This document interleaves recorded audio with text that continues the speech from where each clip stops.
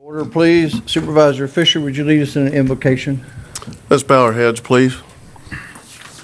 Heavenly Father, we thank you for this day and for our many blessings. We ask for your blessing on the men and women of our armed services that are serving to preserve our freedoms. Help us never to take those freedoms for granted.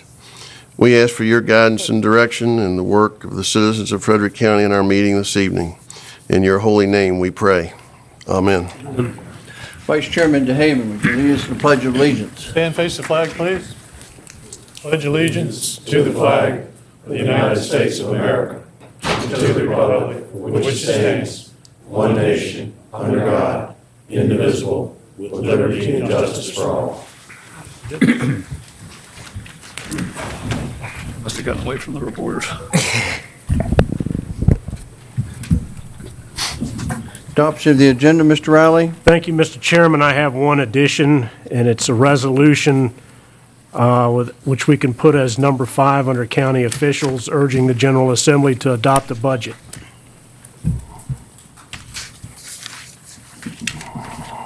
All right, with that amendment, is there a motion to approve the agenda? So moved, Mr. Chairman.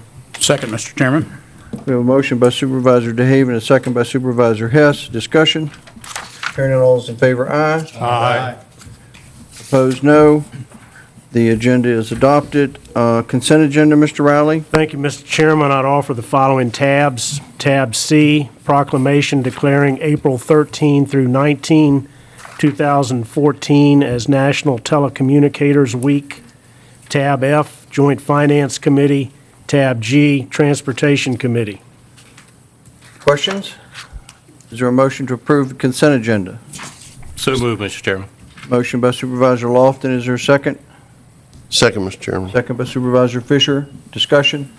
Hearing none, all those in favor, aye. Aye. Opposed, no. The consent agenda C, F, and G is approved. Mr. Riley, did any citizens sign up for comments? One citizen, Mr. Chairman, Don Butler from Stonewall District, to speak to the budget work session. Would you please come forward? Repeat your name and magisterial district. Limit your comments to 3 minutes, please. Yes, Mr. Chairman. Mr. Chairman, members of the Board of Supervisors, Mr. Riley, and Frederick County staff, my name is Don Butler. I am chairman of Our Health and a resident of Frederick County in the Stonewall District. Our Health received no written or verbal notice that we were taken off the list for nonprofit funding this year, but read it in the Winchester Star. In response, I asked our board members to contact their representatives requesting the funding be reinstated. I would like to thank the Board of Supervisors for their courtesy in responding to the calls from the Our Health Board of Directors seeking both answers and asking for support. I hope the information we provided has been helpful in showing why Our Health exists. Our Health meets the needs of our community and is a great value to Frederick County taxpayers. The Our Health campus offers a safe, attractive place for our residents to receive any number of services from our 16 partner agencies. There has been a dramatic increase in the need for health and human services for those most in need in our community. The 2012 census showed that there were 32,000 client visits to our health partner agencies in 2012 from Frederick County residents. This number will increase when the 2013 numbers are totaled.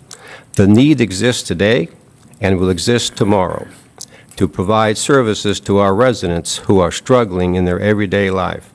The Frederick County funding for Our Health in 2013 was $20,600.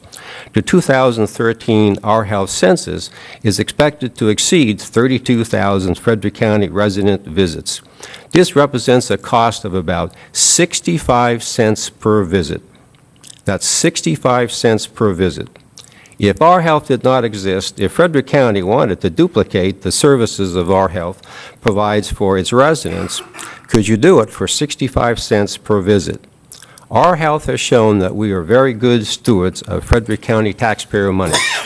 Our Health is asking to be reinstated in the Frederick County budget this year at the level funding of $20,600. This would take a motion on your part. Without a motion, Our Health remains on the unfunded nonprofit list. 65 cents per visit.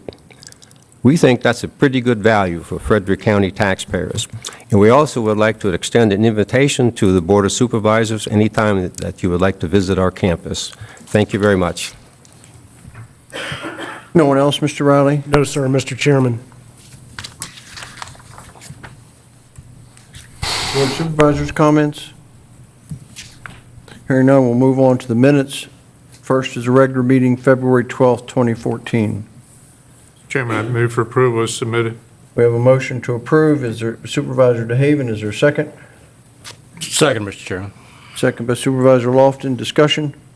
Hearing none, all those in favor, aye. Aye. Opposed, no. The minutes of the regular meeting, February 12th, 2014 are approved. Next is a budget work session, February 19th, 2014. Move for approval as submitted, Mr. Chairman. We have a motion by Supervisor Lofton to approve. Is there a second?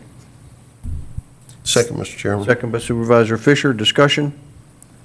Hearing none, all those in favor, aye. Aye. Opposed, no. Minutes of the regular budget, or the budget work session, February 19th, 2014 are approved. Next, the budget work session, February 26th, 2014. Mr. Chairman, move approval as printed. We have a motion by Supervisor Hess to approve. Is there a second?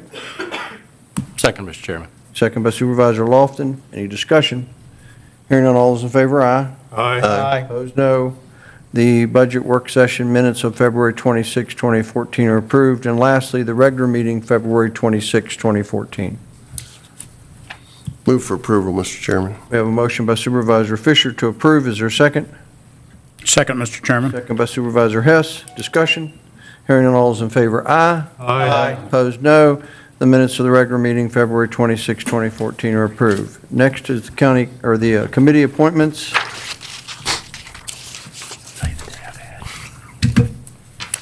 As soon as I get there. All right, first on the list is the Sanitation Authority. I think I have a candidate, but I have not been able to contact, so hopefully I'll bring you something soon. Community Policy and Management Teams, I think we're still waiting on a recommendation, Mr. Riley. Yes, sir. We think we may have a candidate. Historic Resources Advisory Board, Redbud, are we ready? No, sir. Parks and Recreation Commission, Redbud, are we ready? I haven't heard from Mr. Zablinski yet. Okay, and I haven't had a chance to talk with the other Sanitation Authority appointees, so I guess we have no actions tonight. Next. Request from the Commissioner of Revenue for a refund. Mr. Riley? Thank you, Mr. Chairman. The county attorney is in receipt of the Commissioner's request dated March 4th, 2014, to authorize the treasurer to refund DBI Services, LLC, the amount of $9,630.09 for adjustment to personal property taxes filing for half of 2012, all of 2013, and registration fees for 2013. This refund was a result of 3 trucks moving to another locality. The Commissioner has verified with the receiving locality that the vehicles are being taxed in the other locality. So pursuant to the provisions of Section 58.1, 391A, Code of Virginia 1950 as amended, the county attorney hereby notes his consent, and the Board of Supervisors will also need to act on the request for approval of a supplemental appropriation as indicated in the Commissioner's memorandum. Questions from Mr. Riley? All right, what's the pleasure of the board Mr. Chairman, move approval of the refund of DBI services. and the appropriation? Yes, sir.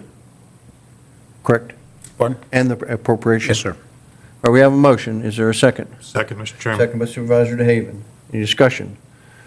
Hearing none. Supervisor Hess? Aye. Supervisor Collins? Aye. Supervisor Fisher? Aye. Supervisor DeHaven? Aye. Supervisor Lofton? Aye. Supervisor Wells? Aye. Chairman votes aye, and the motion passes.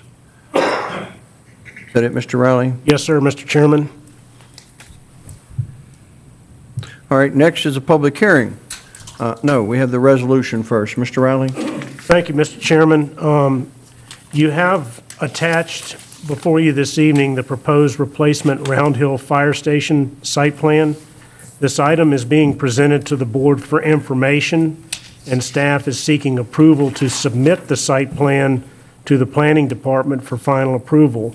As you might recall, an approved site plan is required before the board can collect the proffers associated with this project. If you have any questions, we have staff here to answer them. Okay, questions for Mr. Riley or staff? And the recommended action is to submit or not submit the site plan. Questions?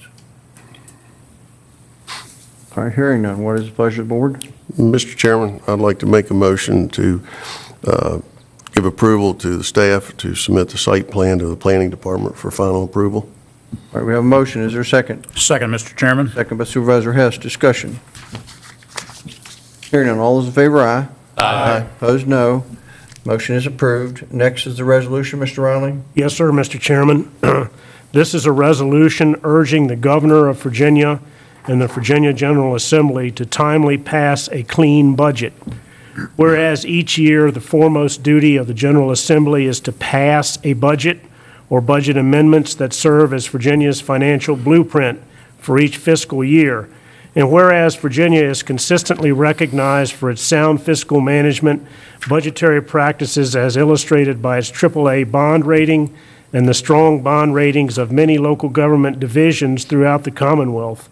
And whereas the County of Frederick is currently in the process of developing and adopting its budget for the upcoming fiscal year, and whereas the Frederick County Board of Supervisors relies on the timely passage of a budget to allocate funding to local government services and make policy and hiring decisions for the upcoming fiscal year, and whereas 81,000 residents of Frederick County depend on county government to provide critical services such as education and public safety, and whereas failure to pass a timely budget will result in uncertainty for the County of Frederick, which receives over 33% of its funding as direct aid from the Commonwealth, and whereas the Frederick County School Board relies on the timely passage of the state budget in order to set its budget and make staffing decisions which include teacher contracts, and whereas interruption of the provision of educational services to Frederick County students will have a significant negative impact on students and families, and whereas the interruption of public safety services would likely result in the loss of property, serious injury, or loss of life for Frederick County citizens, and whereas critical mental health services to Frederick County residents are provided via funds that flow from the state budget through county, and whereas the Virginia General Assembly adjourned sine die on Saturday, March 8, 2014, without adopting a budget for the two-year biennium beginning July 1, 2014. Now therefore be it resolved by the Frederick County Board of Supervisors that the Governor of Virginia and the Virginia General Assembly are urged to pass a budget as soon as practical to ensure the continued functioning of state and local governments, and be it further resolved that the issue of Medicaid expansion under the Affordable Care Act should be decoupled from the budget negotiations and considered in a separate legislative session to facilitate prompt passage of the state budget. And be it further resolved that the Frederick County Board of Supervisors shall transmit copies of this resolution to the Honorable Terrence R. McAuliffe, Governor of the Commonwealth of Virginia, and the members of the Virginia General Assembly, so that they may be apprised of the sense of the Frederick County Board of Supervisors in this matter. Adopted this 12th day of March 2014. This item came to me yesterday. I asked Mr. Riley to put it on the agenda for the timeliness. I do know that Chesterfield and Loudon have passed similar resolutions. It is seemed to be confirmed to me that the impasse is the Medicare issue, and that all agreement has been reached with the legislatures and the governor on all other parts of the budget. So I thought appropriate to put this before you and see if you wanted to pass it. Are there questions?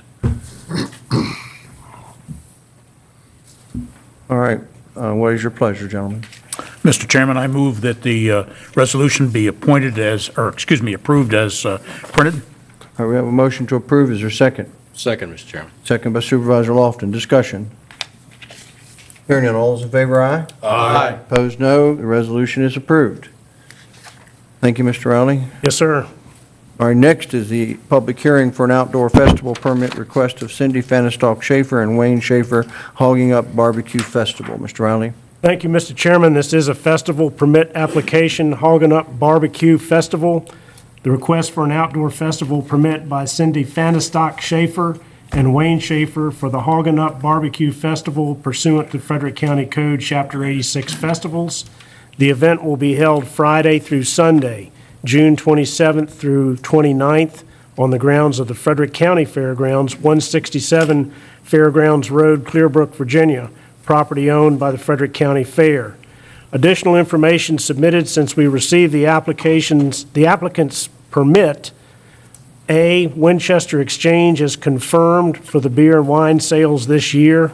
They will keep 100% of the profits and must obtain all permits and insurance. A copy of the ABC license will be provided to the county once it is obtained. On-site security will be provided by retired police officers John Papa Bear Dorito, West Virginia Mountaineer, President of Defenders, LEMC. This is the second year for this festival, and staff is not aware of any problems or issues arising during last year's event. The applicant is here should the board have any additional questions. Any questions of Mr. Riley? Did the applicant wish to speak?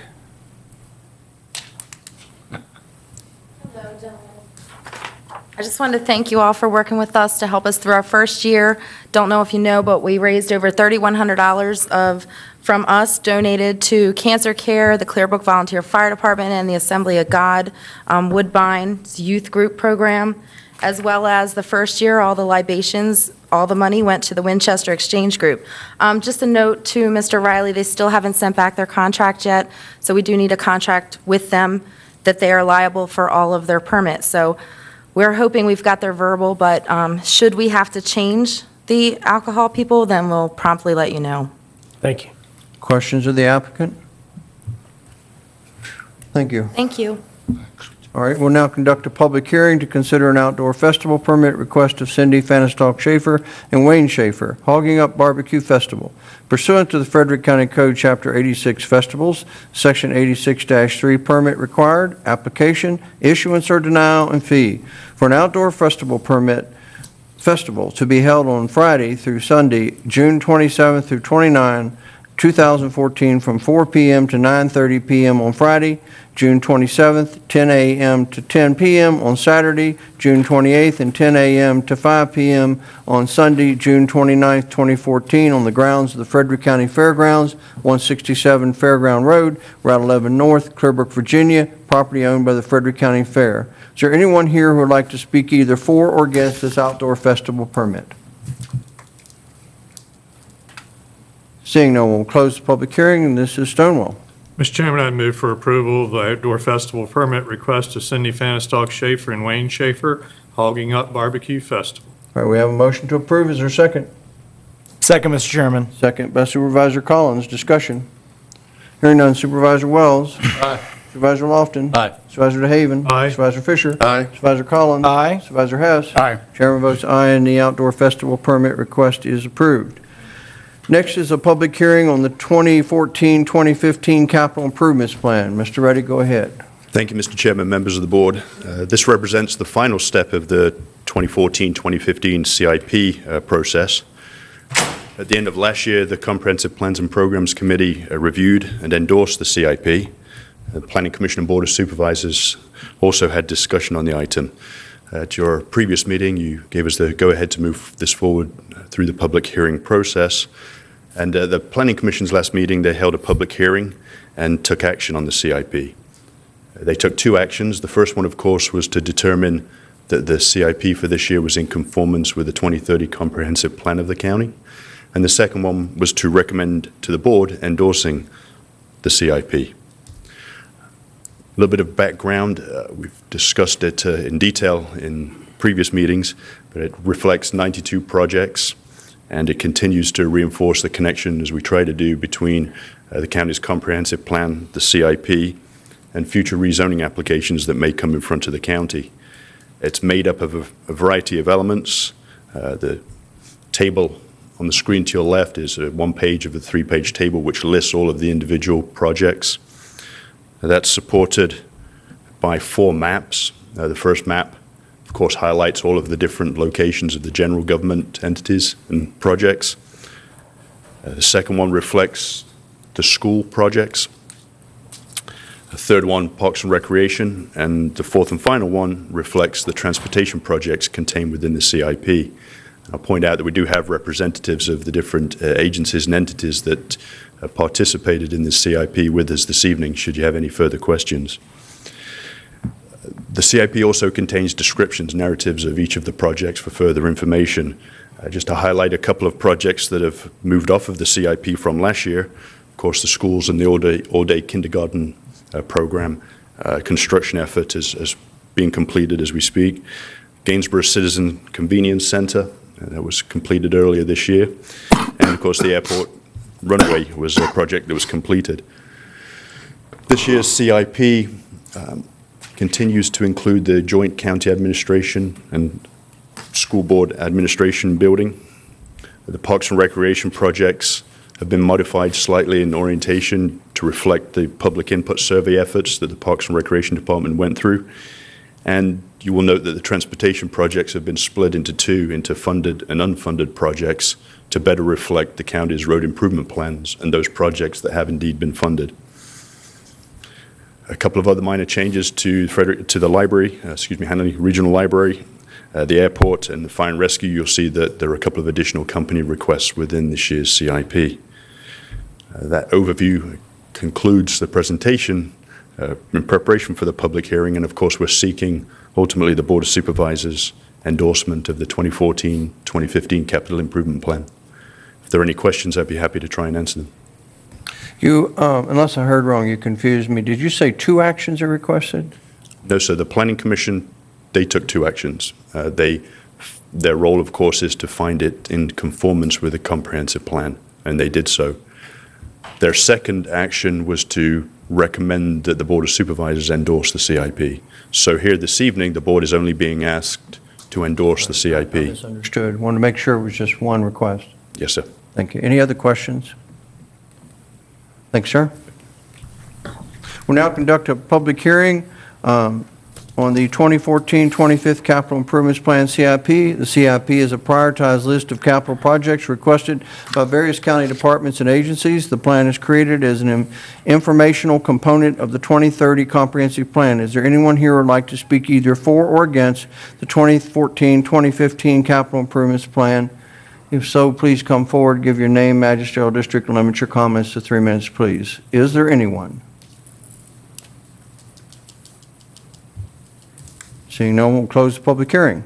What's the pleasure of the board? Mr. Chairman, I make a motion to approve the CIP as written. We have a motion to approve. Is there a second? Second, Mr. Chairman. Second by Supervisor Lofton. Discussion. Hearing none, Supervisor Hess. Aye. Supervisor Collins. Aye. Supervisor Fisher. Aye. Supervisor DeHaven. Aye. Supervisor Lofton. Aye. Supervisor Wells. Aye. Chair votes aye, and the 2014-2015 Capital Improvements Plan is approved. Next is a planning item, a resolution in reference to a rail access grant for Carmouche, Lime, and Stone. Go ahead, Mr. Bishop. Thank you, Mr. Chairman, members of the board. As you can see in the packet before you, we have a resolution to request support for a rail access grant request from the Department of Rail and Public Transit on the behalf of Carmouche and Clearbrook. The facility they're putting in is going to cost upwards of $8 million, of which they're trying to get $1,050,000, which is the max they can request from the Department of Rail and Public Transit. This will allow them to operate unit trains from this location, which at their full capacity would be able to generate a business that would otherwise take 42,000 truck trips to do. So if staff can be so bold, it's pretty positive development there. With that, I can take any questions you may have. Mr. Lawson is also here on behalf of Carmouche if you have any questions for him. Questions? I just have one. What does the last paragraph in the resolution mean?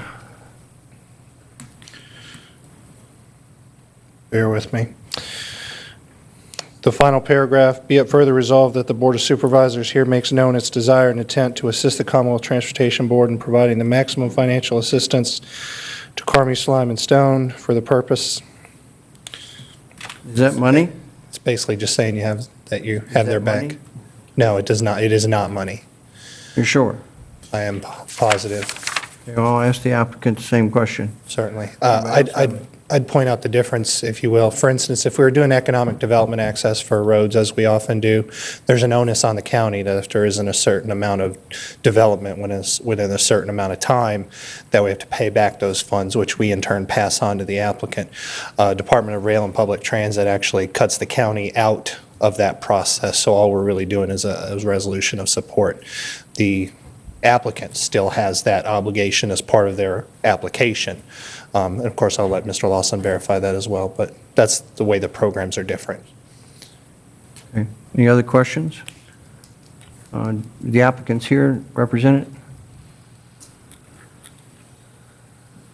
Mr. Chairman, members of the board, Ty Lawson here on behalf of Cormos. The intent of that paragraph is as Mr. Bishop described. It's also, if you'll note, we're asking for a maximum grant. It's very possible the Commonwealth Transportation Board could award a lesser amount, and so that paragraph takes care of that. We would certainly like to get the maximum, but if we don't, and the Commonwealth Transportation Board awards something less, this resolution provides for that. I just wanted to make sure nobody was talking about money before we passed the resolution.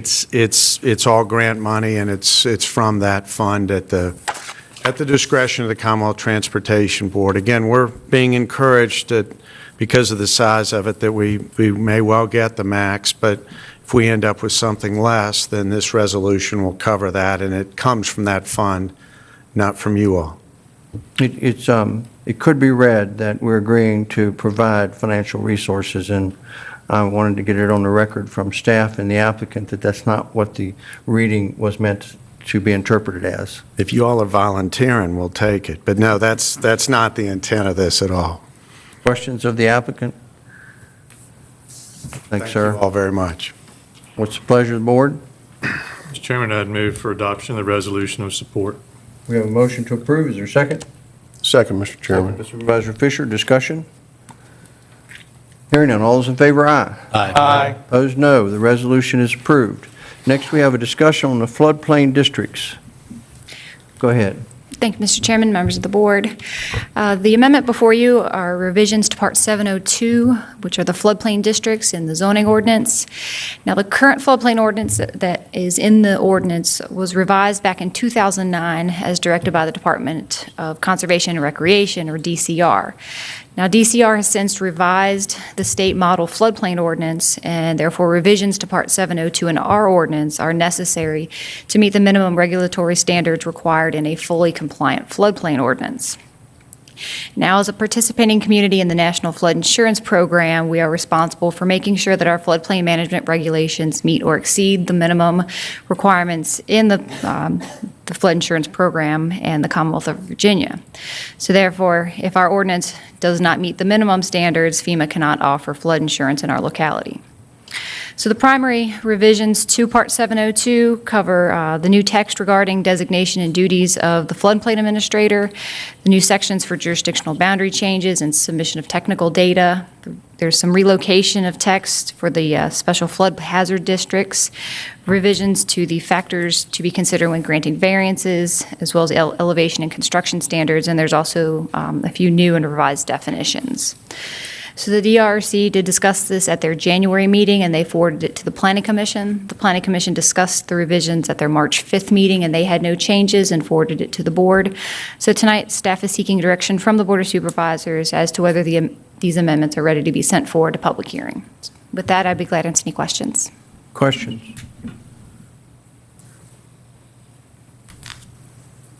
Thank you. Thank you. All right. Is the item ready for public hearing?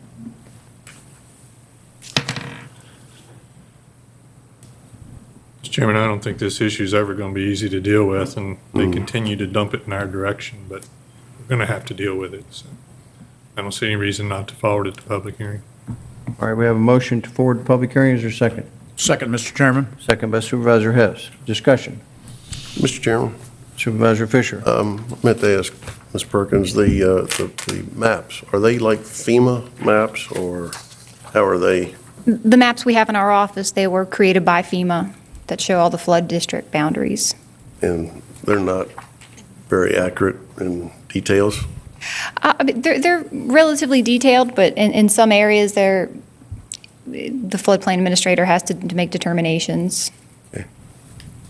Thank you. Other questions? Discussion? Ready to vote? All those in favor, aye. Aye. Opposed, no. What's it called? Floodplain district ordinance changes are scheduled for public hearing. Board liaison reports, are there any?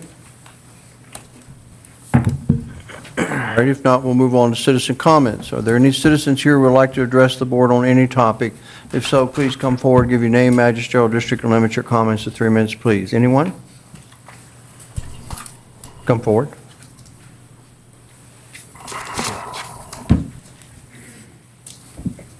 Mr. Chairman and our representatives, my name is Michael Steer. I live out in the Shawneeland area of the community there, and the reason we're here is to bring up an issue that would have normally been addressed at the Shawneeland District Advisory Council meetings, but we've been snowed out for 3 full months in a row.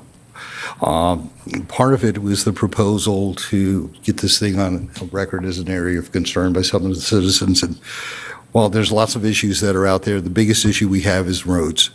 And one of the things that we're concerned about was a proposal for installation of 1.5 inches of asphalt on 5.34 miles of roads up in Shawneeland at the cost of $450,000.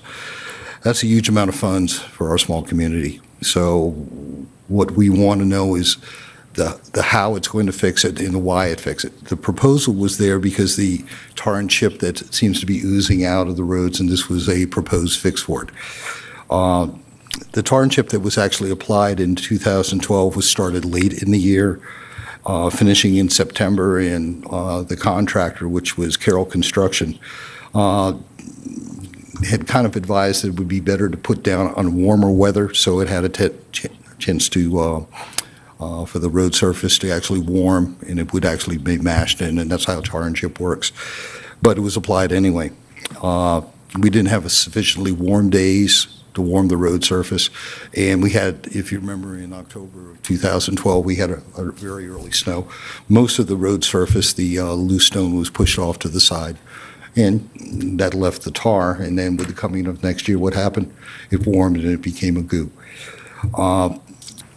We contracted 2 of the bidders, one which was Carroll Constructor and the other which was Kicking Asphalt, and we also asked the county contractor or the county records office for a copy of the contract, and we've got information that was published in the Shawneeland newsletters if you'd like to look at this. And I think, Mr. Lofton, you actually have seen that before. But this is all we were provided with, and it really isn't a contract to the DPOR contractor standards. And we kind of are asking why not. All other government agencies are held to a bid sheet and a proposal, and Shawneeland came up with this, so there's a problem that we see with this. What we'd like to see is a standard, and as a suggestion, your VDOT standard is a good one. Can we recommend to the supervisors at this time not to asphalt Shawneeland until a proper analysis is performed to identify what the needs are done and where the needs are, by looking at the roads and doing the survey and getting a price on it. And then we'll know what we can afford and then what can be done. If you put it down to the VDOT standards, then we know we're going to have a good road surface. The roads up there, they're narrow, they're patchy at best, and some of the named ones are totally impassable at this point. We can't afford everything on our wish list, so what we're wishing is to spend the funds that we have the best way possible. Our manager from years ago, when I served on the board up there, was Dave Burleson, and he and I actually had a fairly good discussion in some of the budget meetings with Ed Strohsnyder at the same time. we discussed what we could do, how we could do it, and the problem was that we couldn't bring the roads up to a good base level before putting asphalt, so that's why it was rejected in the past.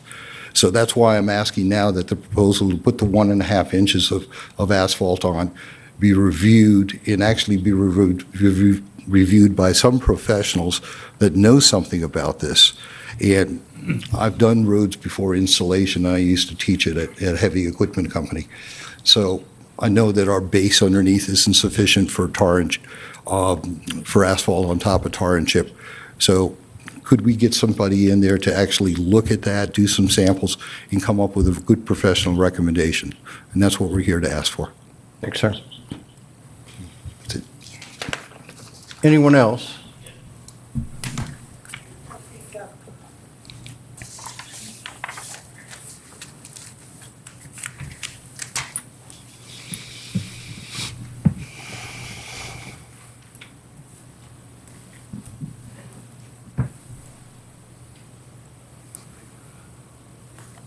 Yeah, my name is Ken Hunter. This is my first time here at the board, and I've been a resident here about 10 years. I was transferred here by my agency that I worked for at that time.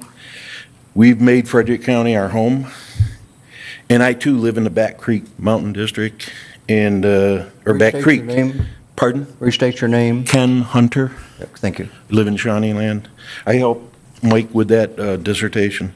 I was in command of one of the few Army paving units. I might be an expert in it, but I'm not. We did tar and chip. We did asphalt roads all over the world, but that's what I'm not here for. I'm here for something else. I have 9 items here that I'd like to give you guys and put on the record. I've talked to Mr. Riley over email. Glad to meet you, sir. And I'm kind of nervous. Number 1, Mr. Riley probably knows what this is. Frederick County vehicles. I request the number of vehicles the county has to include the license numbers, models and makes, not to include law enforcement vehicles. I have a reason for this. Certain county officials take their vehicles home daily. I strongly disagree with this practice. They also take them across state lines with their supervisor's knowledge. I feel that's wrong, especially when you guys are self-insured.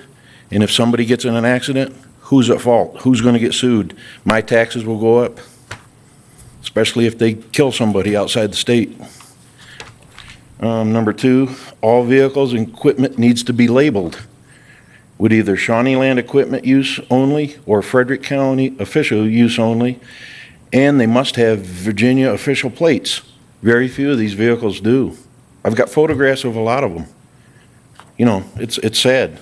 And I have photographs of where they are supposed to be. That's even worse.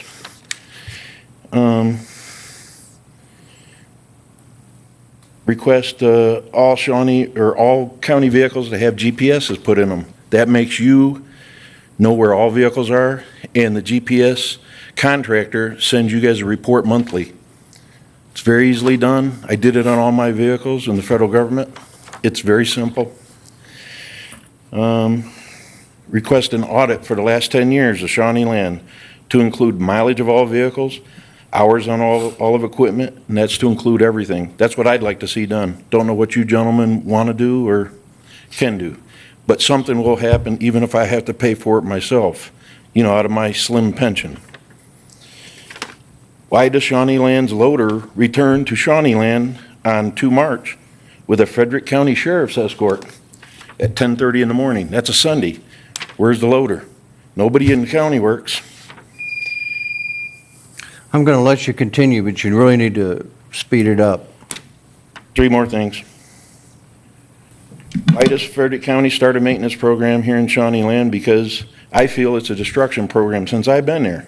You know, if you look at all the buildings that are left, there's no maintenance done on any of it. The old mailbox system has that much of moss growing on the cedar shakes.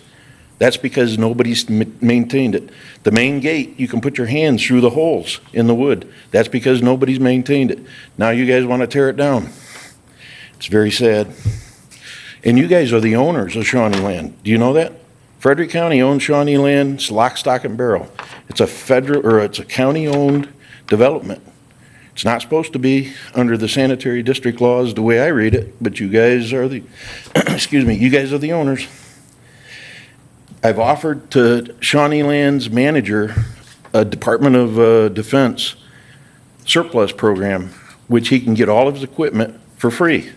All he has to do is fill out 2 forms. Are you familiar with the DRMO, DOD surplus equipment line? You can get all these furnishings for free from DRMO. That's where the federal government DXs something. I offered him 300 Select-O-Matic 5-ton dump trucks. You know what Kevin told me? I just purchased a dump truck. I don't need any. These are free, sir. It's very simple for you to get this equipment for free. And you have computers there for free. You have desks, everything. But if you don't want to take the time to get it, then you can't get it. There's 50 culverts that I have the GPS readings on, locations of, that are failing up there that were put in the last 5 years. Who's going to pay to repair those? We paid for them. Shawnee Land crew put them in. Who's going to pay to repair them when they fail? Life of these type of culverts is 25 to 30 years. I give them another year or less, or a heavy truck going over them and they'll crush them. You know, it's poor construction up there. Whoever's given these guys their marching orders on, you know, how to do construction, they should go back to school. That's just my opinion. Is that the end of your list? You gave Mr. Riley your list? No, I've got it for you guys here. Okay, if you hand that to Mr. Riley. Yeah, and I'd like to see something done about all these items. I know it shouldn't come here, but this is where I'm going to start bringing them. Every month I'm going to get involved. You'll get a response. Yeah, I got one for each one of you. That's fine. Just give them to me. Thank you for your time, sir. Thank you. Anyone else?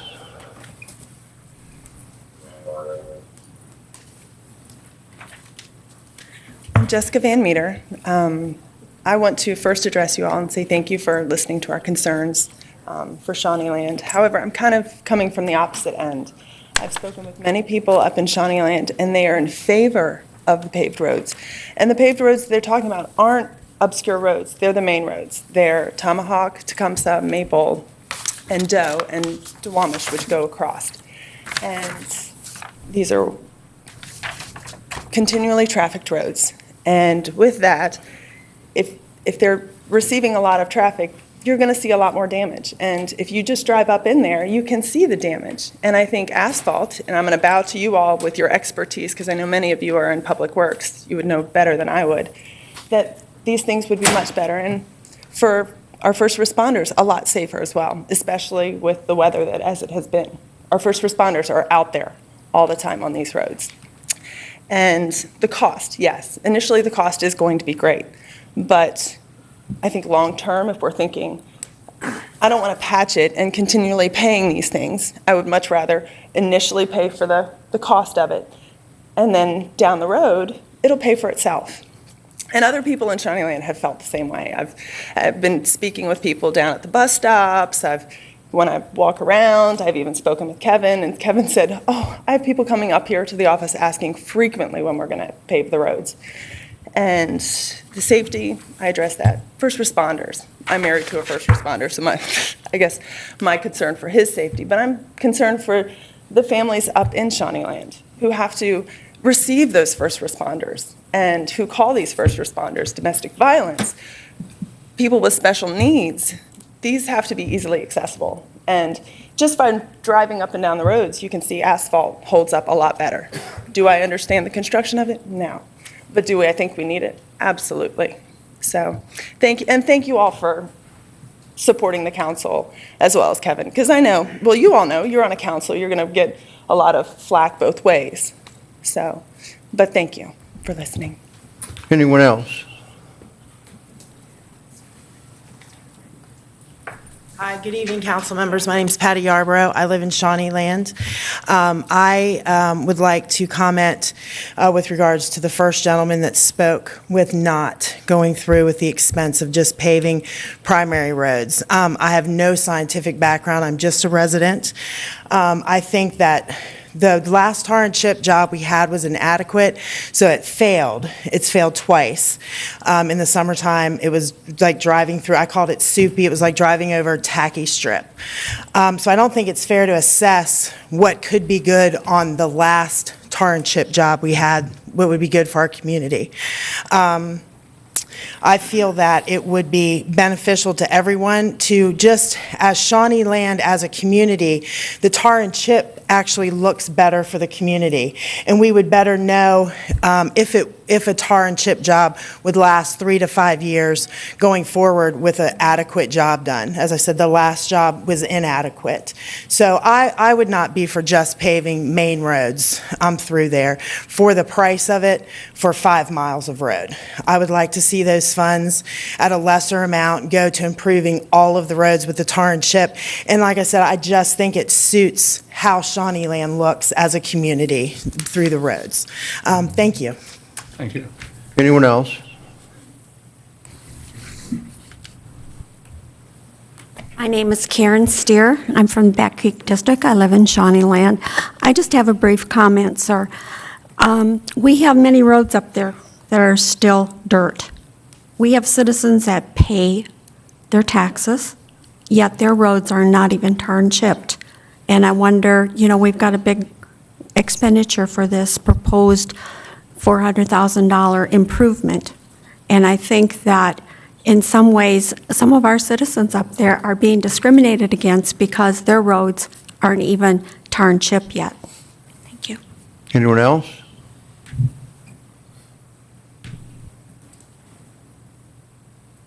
All right. Seeing no one, we'll close the citizen comment portion of the meeting. Board of Supervisors comments. Mr. Chairman. It looks like we'll have lots of volunteers for the council up there on the next go-around. Sanitary District Committee, you're exactly right. Mr. Chairman, if I may, to respond to some of these comments that have been made tonight, we had planned to actually have a budget meeting explaining the budget and explaining the process and explaining what the work programs are going to be for the next year, but that's been snowed out. So we hope to reschedule that very soon so we can bring to light some of these questions, some of these concerns, and try to get the answers, the information, and get that input into it. Also, the Sanitary District Committee holds monthly meetings for input as well as quarterly meetings when they meet to actually conduct business and pass along any recommendations to the board. So there will be time for all these concerns to be heard, information to be gotten out, and time for us to decide exactly what we're going to be doing, because this is a long-range project. Staff has actually been very proactive in recommending this because the asphalt roads will last much longer than the sealant, tar, and chip roads, and so we're looking at decreasing maintenance activity on some of the roads so we can increase activity on some of the other roads. But again, I urge all these folks to come to the monthly meetings that are not snowed out, and hopefully we won't have any more of those, and also to the quarterly meetings, and we do look forward to rescheduling at a budget meeting so we can bring all this out and try to get the answers that you need and you seek and you should have. I guess it would be a fair statement, too, that the board has always relied heavily upon the recommendations of the, what is it called, the council? The Shawnee Land Sanitary District Committee. Well, perhaps we'll get updates. Any other Board of Supervisors comments?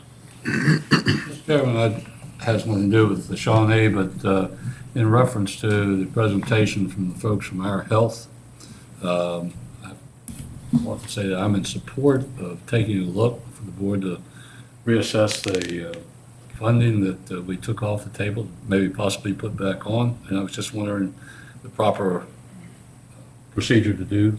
I think Mr. Riley at our last budget work session said he would provide a time for that in the process for reconsideration or to be brought back up again.